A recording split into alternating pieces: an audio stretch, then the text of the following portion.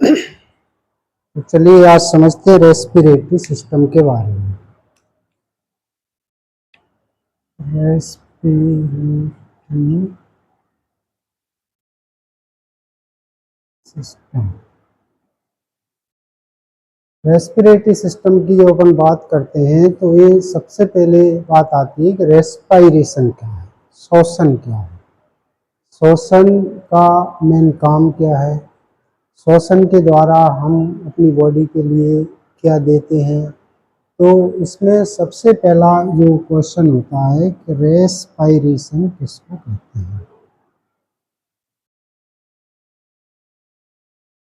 Respiration Hindi में कहते हैं श्वसन।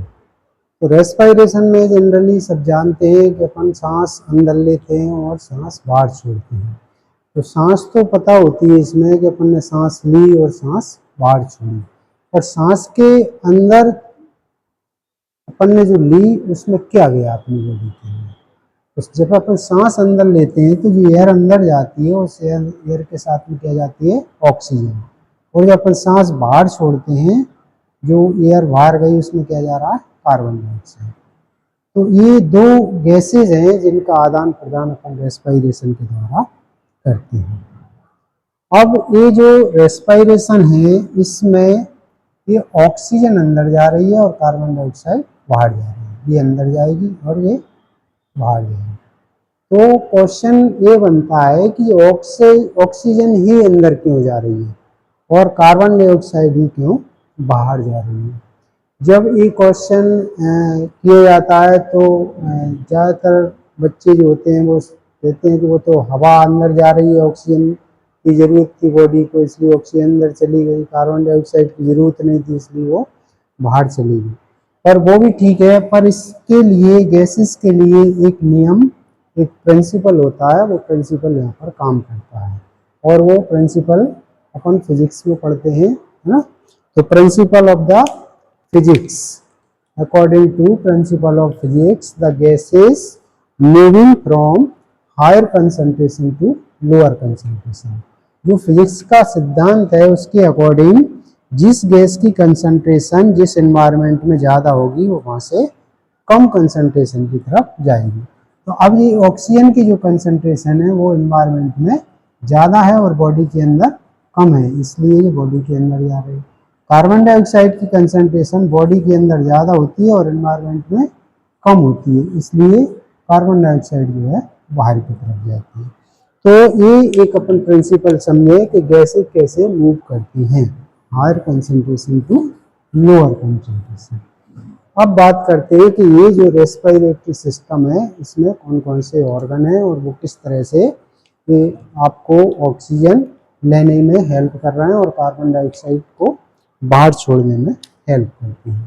तो देखिए एक डायग्राम के द्वारा मैं यहाँ पर आपको ये पूरा रेस्पिरेटरी सिस्टम समझा देता हूँ।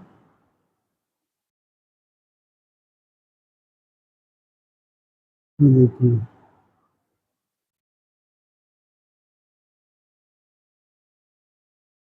ये ऊपर अपना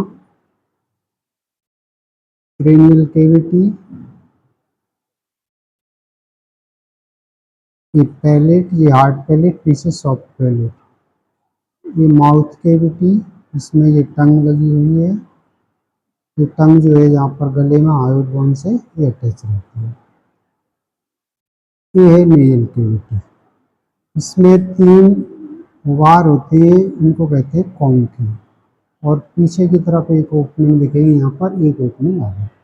तो ये नेजल कैविटी से इसकी शुरुआत होती है। यानी कि पूरा अपन रेस्पिरेटरी ट्रैक्ट देखें तो रेस्पिरेटरी ट्रैक्ट को 2 पार्ट में अपन ने डिवाइड किया है। पहला होता है अपर रेस्पिरेटरी ट्रैक्ट।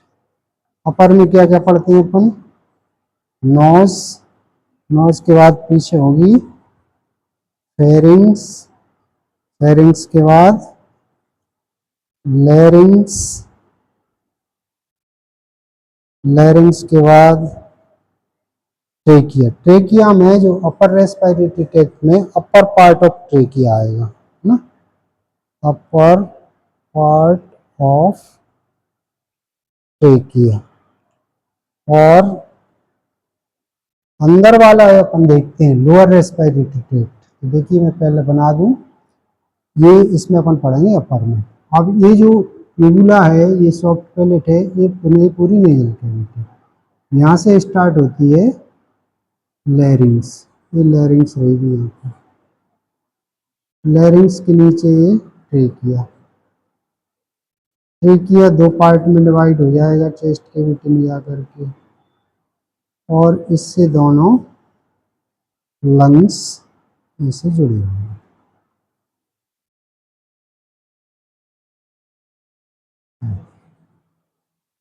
यहाँ पर ये हार्ट रखा हुआ है, तो ये है ट्रेकिया। ये फर्स्ट पार्ट होती है लैरिंग्स।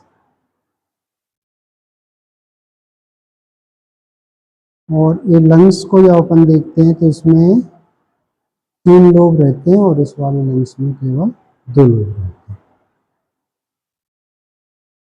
देखिए ये है चेस्ट कैविटी, और नीचे ये लगा हुआ है डायफ्राम, ये एब्डोमेन। तो स्टार्टिंग होती है अपनी नोज से। ये first part of respiratory system, nose. Nose के आगे की तरफ जो रहते हैं अपन इनको कहते हैं एंटीरियर नोस्ट्रिल, और पीछे वाली ओपनिंग को कहते हैं पोस्टीरियर नोस्ट्रिल। और ये जो है 3 कॉन्की लगी हुई है इसके लिए, सुपीरियर, मिडिल एंड इंफीरियर कॉन्की। ये सरफेस एरिया को बढ़ा देते हैं। देखिए यहाँ से जब इधर से ये पीछे की तरफ ये अपना ये सर्वाइकल कॉलम रहेगा, यहाँ से जब हवा पास होती है तो ये जो है एबुला ये काम करेगा। एक फ्लैप यहाँ पर लगा हुआ है एपिग्लॉटिस, ये दोनों यहाँ पर रेगुलेट करते हैं फूड को और भोजन को। तो ये इसके पीछे वाला जो पार्ट होता है इसको कहते हैं फेरिंग्स। नोज की तरफ है इसलिए इसको कहते हैं नेजो फेरिंग्स, नेजोफेरिंग्स। और जो मुंह की तरफ रहेगा उसको कहेंगे ओरोफेरिंग्स। और इसके बीच वाला जो पार्ट होता है लैरिंग्स और नेजोफेरिंग्स, उसको कहेंगे लैरिंगोफेरिंग्स।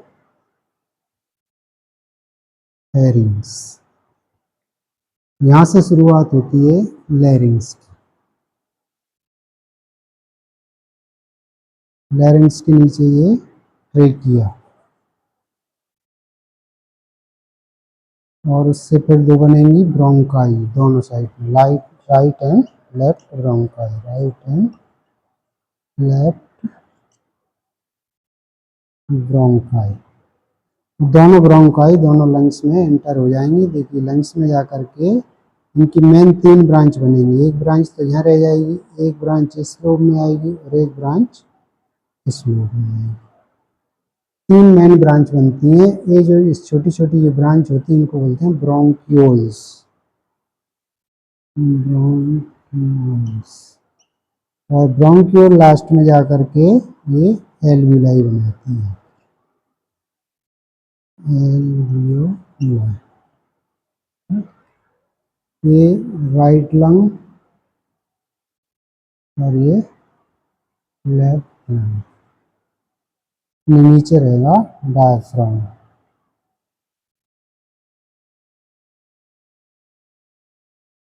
ये है पूरा रेस्पिरेटरी सिस्टम, छोटा सा सिस्टम है।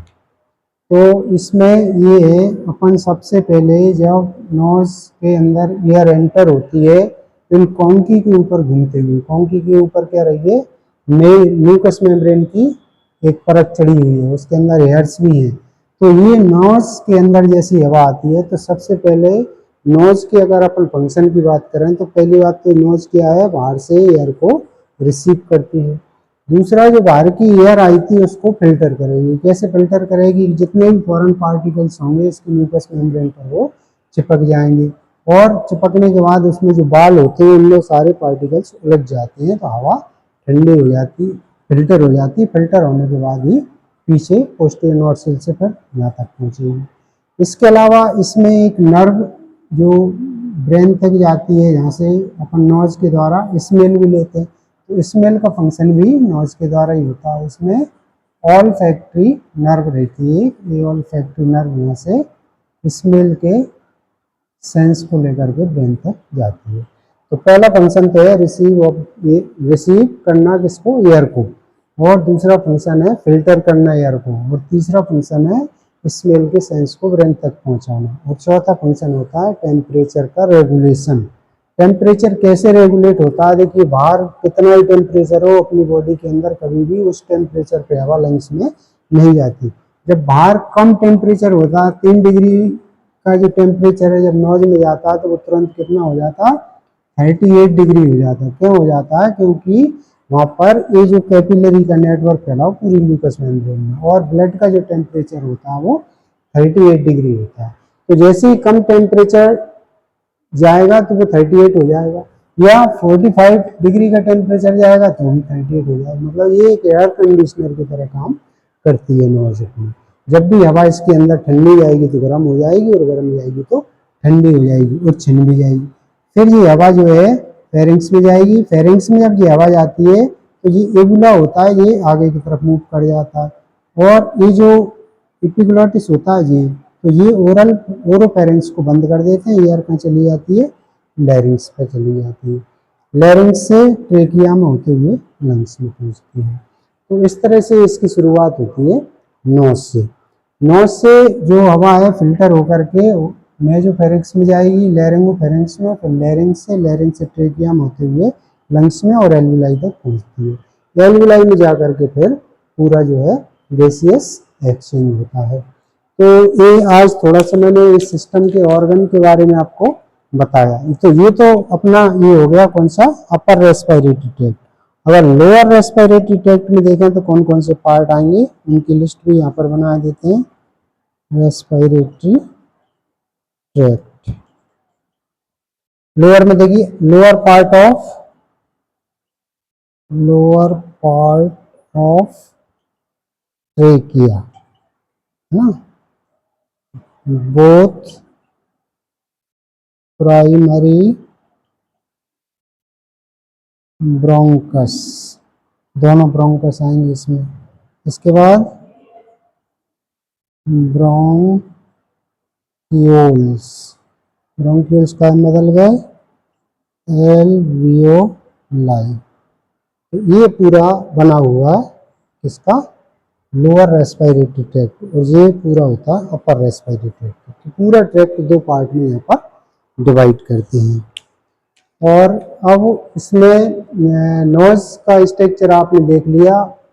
इसके बाद फेरिंग्स में बहुत ज़्यादा कुछ नहीं होता। फेरिंग्स केवल ट्यूब होती है जो हवा एयर को कंडक्ट करती है, लैरिंग्स तक पहुंचाती है। ओरोफेरिंग्स फूड को कंडक्ट करती है और इसके पीछे ईसोफेगस में भेजती है। ट्रेकिया एक बिल्कुल विंड पाइप है, खुला हुआ एक पाइप है जो कभी बंद नहीं होता, क्योंकि ये रिंग से बना होता है। कार्टिलेज की रिंग इस पर रहती है जिससे हमेशा इसको ओपन करके रखती है, कभी कोलैप्स नहीं होता। इसमें हवा जब अपन बेहोश हो जाते हैं तब भी अपनी सांस चलती रहती है। उसका कारण यही है कि ट्रेकिया कार्टिलेज की रिंग से बनी हुई है और वो कभी भी उसको कोलैप्स नहीं होने देती, यहाँ से हट जाती है। नेक्स्ट इसमें जो इम्पोर्टेंट जो चीज़ अपन बताएंगे नेक्स्ट वीडियो में, मैं उसको बताऊंगा। नोज का आप समझ गए होंगे कि नोज का स्ट्रक्चर क्या है और नोज का फंक्शन क्या है। अब नेक्स्ट में अपन ये देखेंगे कि ये मैकेनिज्म जो है वो कैसे चल रही है रेस्पिरेशन की, यानी कि अपन सांस कैसे अंदर ले लेते हैं और सांस को कैसे बाहर छोड़ देते हैं। ऐसे अपने आप नहीं हो रहा, अपनी जो है चेस्ट की इसमें 3 मसल काम करती हैं, जिसमें एक डायफ्राम काम करता है, और ये लिप्स के बीच बीच में जो मसल्स लगी हुई इनको इंटरकोस्टल मसल कहती हैं, वो इसमें हेल्प करती हैं, जिससे अपन इनहेलेशन और एक्सहेलेशन कर पाते हैं, यानी कि सांस को अंदर लेते हैं और सांस को बाहर छोड़ते हैं। तो नेक्स्ट वीडियो में मैं पहले आपको इसकी मैकेनिज्म समझाऊंगा कि कैसे रेस्पिरेशन की पूरी मैकेनिज्म चल रही है, और उसमें अपन आगे ये भी देखेंगे कि लंग्स के अंदर जो गैसों का आदान प्रदान हो रहा है, गैसियस एक्सचेंज कैसे हो रहा है, एल्विलाई के लेवल पर कैसे गैस एक्सचेंज होती है, फिर वो टिश्यू पे जाती है तो टिश्यू के लेवल पर किस तरह से एक्सचेंज होती है। तो आज की वीडियो के लिए इतना ही। नेक्स्ट वीडियो में रेस्पिरेशन के बारे में और जानकारी देंगे। बहुत बहुत धन्यवाद।